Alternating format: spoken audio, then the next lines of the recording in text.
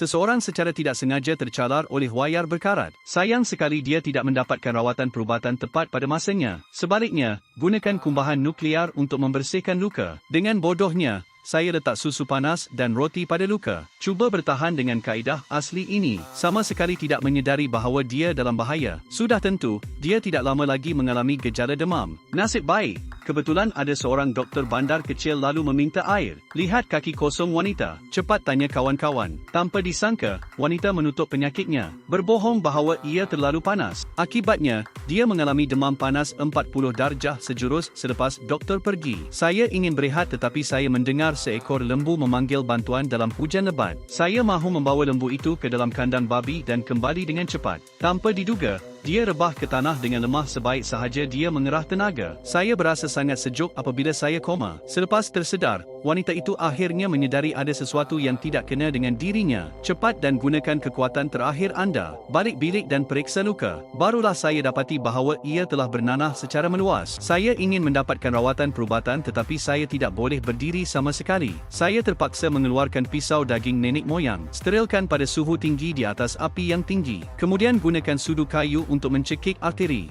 Menahan kesakitan yang teruk, dia memberikan pukulan maut kepada dirinya sendiri. Setengah tahun kemudian, suami saya pulang ke rumah. Dijumpai isteri tidak sedarkan diri. Cepat dan cari penipu. Nasib baik, wanita itu memotong bangkai itu tepat pada masanya. Ditambah rawatan simptomatik. Nasib baik, saya menyelamatkan nyawa kecil.